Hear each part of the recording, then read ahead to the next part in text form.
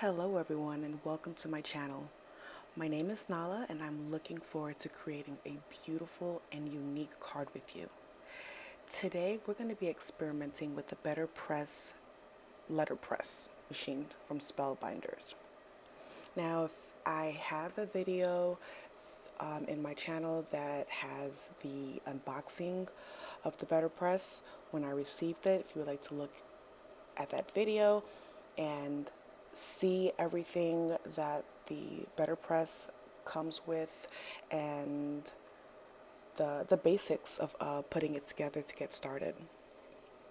Now, upon looking at the Betterpress ink, I noticed that it said acid-free, waterproof, and I believe it was permanent.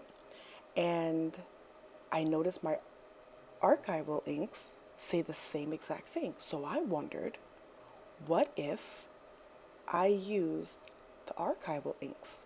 Will it work? Will it still give the same impression? Will the ink transfer? Guys, this honestly was a life changer for me. I made one card and I was hooked. Look at how beautiful this card is. And look how it indents. It gives it a nice little ombre look. And it gives a impression in the card. And I love the Betterpress for that. Spellbinder really did a great job with that. So I decided, you know, I'm going to do a couple. But I wanted to see what happens if I ran it through my dye machine again to see if maybe the ink would transfer or maybe give like a faint look. It was not as successful. It did give some of a faint look, but not for what I was going for. So you'll see, like, I decided to keep this because I thought I may come up with an idea. I ended up not utilizing it, but I just cleaned the Archival ink off of my press plate with alcohol spray bottle, a small little bottle that I have that has alcohol. And I learned this from Jennifer McGuire of her YouTube channel. She is an amazing crafter. But just put a little bit of alcohol, wipe it down. However, I have to say that using the Archival inks, that it did stain my Betterpress plate. It's not, plates are not destroyed or damaged. They're just stained. So I was going for a floral spring color in a wreath kind of design, a circular wreath. And I figured pink, purple, and blue. I loved the way that this one turned out. I used the guide, the A2 guide in the background. I placed the plate on the bottom of it so that I can kind of give it that wreath look. This came out to be so cute, guys. I sat there like, oh my God, I got so excited, but I did do a boo-boo. The tape was at the corner of where my press plate was. So I ended up inking the tape instead of my card, which I cropped, so it was okay. Second boo-boo.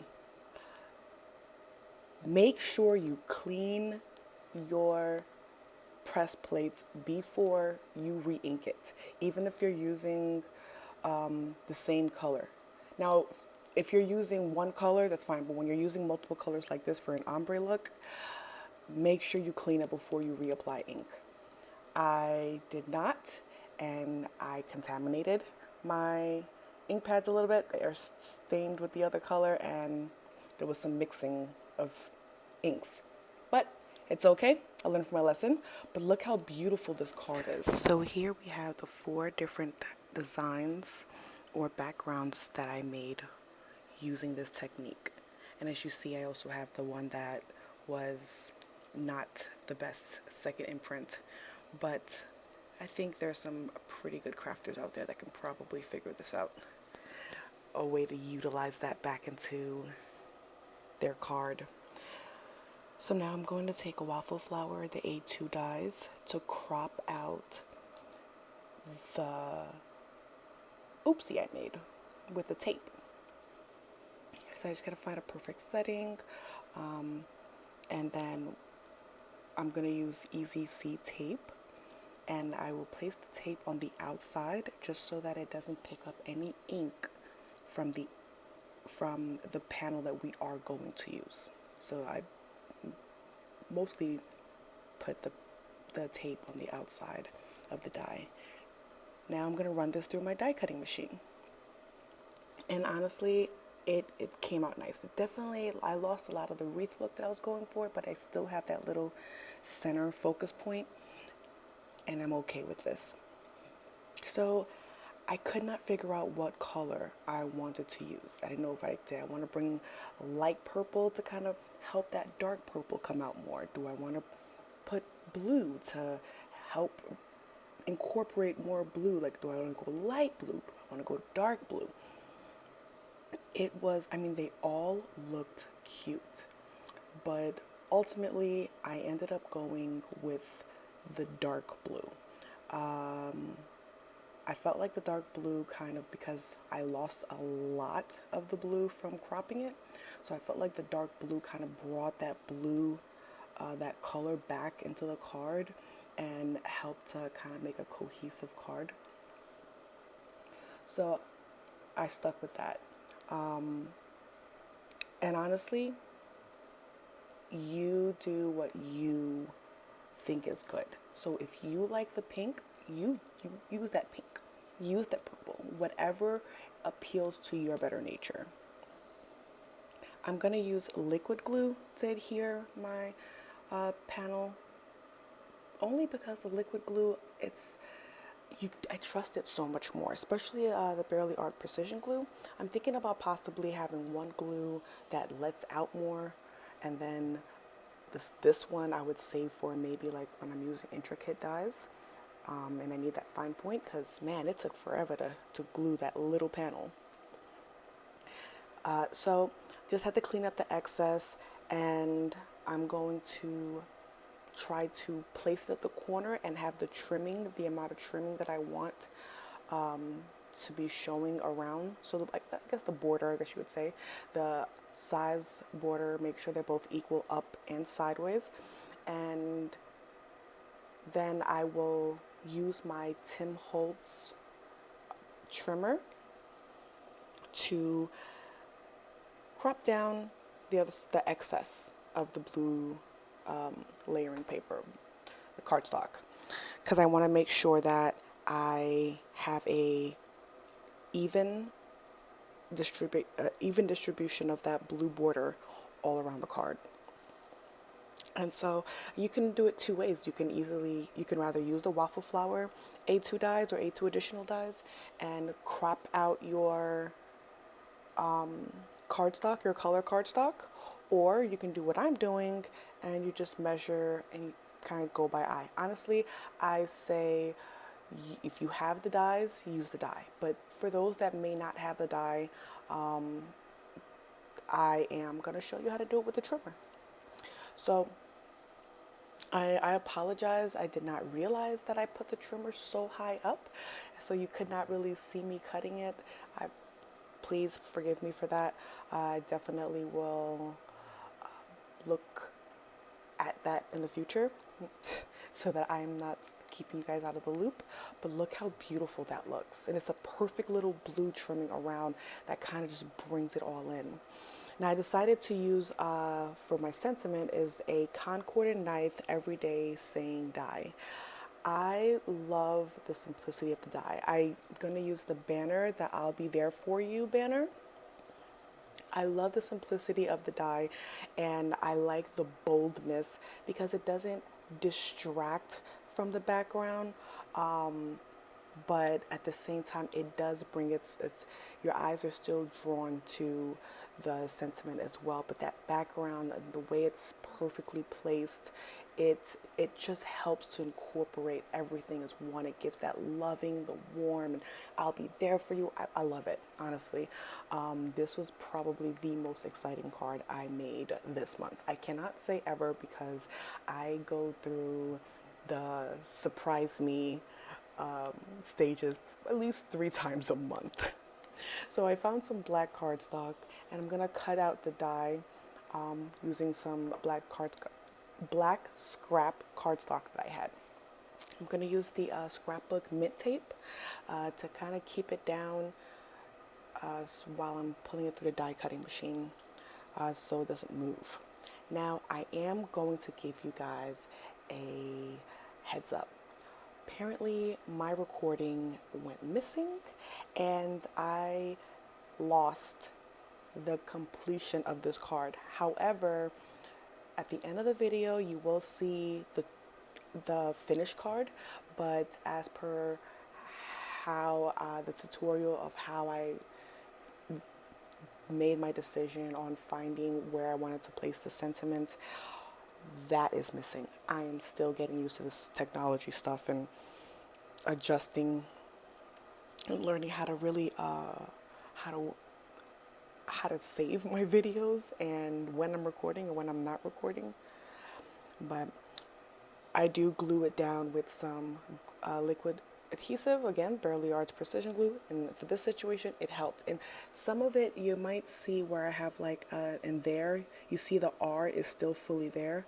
So what I did is I left it alone and I just put a very slight dot in the center of that R, and then I placed it down, and once it dried I used my pick and I popped the outline of the R out, and it was perfect. It worked. The middle part was centered the way it was supposed to be.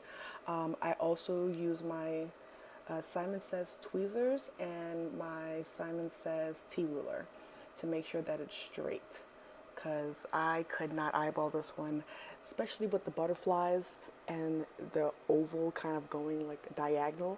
It was really hard for me to eyeball that one to know it was going to be perfectly straight. So when in doubt, T-rule it out. So I'm just going to continue putting the card together, and I do end up, because I did lose, those pieces are very, very tiny, guys. Be very careful when you're removing it from your die machine, unless you don't mind recutting everything over and over and over again. But I kept losing pieces, and not any piece, not the simple pieces like the entire banner.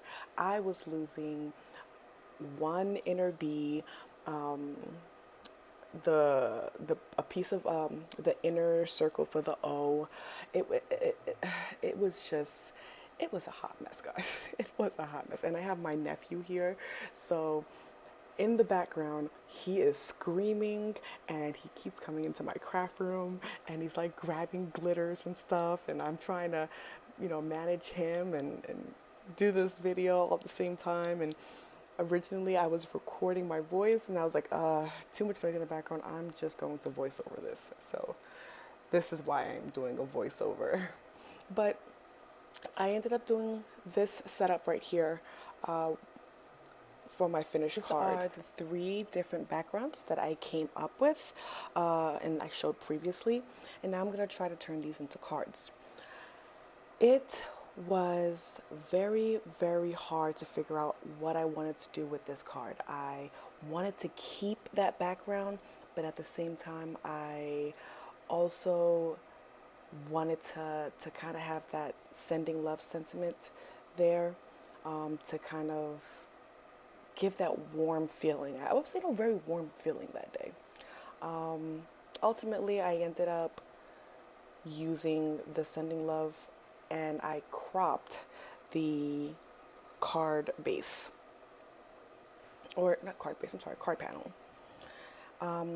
Just to give it, it was a very, very, very small crop. What I ended up making sure that the end of my die was at the end of my card panel to make sure that I was only cutting one side and that it would still remain even. Once I ran it through the die cut machine, I looked, I saw that I did very slight trim on one one side, and the other side is actually trimmed off, which means it is even. Because if I tried to do that by myself with a paper a paper trimmer, I would not, it would not go too well. So here's where things get messy. So with the magic of recording and technology, I die cut everything out. Now, on the blue cardstock, I put sticky paper, double-sided adhesive sheet behind it, but for whatever reason, it did not adhere to my die. I don't know if it was too intricate, I really don't know, but it did not adhere to my die, guys. So I had to go and put a whole bunch of glue in those very tiny lines, and honestly, I don't mind because it's a beautiful sentiment. Like, I love the elegancy of the sending the love, and the curves from the letters, which kind of brings that romance and that loving feeling. So I didn't mind, but it was very finicky. And after I was able to line it up together to stack it so that I can create some type of dimension, I had to put glue on it again. And I was like, oh God, here we go. So I went ahead, put glue, and I put it behind a white shadow cardstock. Guys, it looks so cute. It was like pet a puppy cute. It was just so beautiful. The way that blue and the blue and the white worked together, it was, I loved it. So I took the eye off of my cardstock with a tittle, I think it's called, and placed it on top of my eye. And I put a acrylic block on there. I used a specialty paper, but I don't remember where I got that specialty paper from, and I don't think you could really tell. But it was just like a little shimmer paper. I placed that on some red cardstock shadow. It doesn't look too bad, honestly. I was afraid of hiding all of that background, and then I felt like with the red, orange, and yellow, I felt like it was too simple. But honestly, I loved it. I did not want to add any gems on the sending love, just because that background was so busy, and I didn't want to take away from it. It didn't need it. But the red, orange, and yellow, I decided that I wanted to do like a fade of some sort on the sides of red to kind of help incorporate that red into the card. And honestly, I loved it. I loved how it came out. I used VersaColor pigment ink, and I tapped off quite a bit.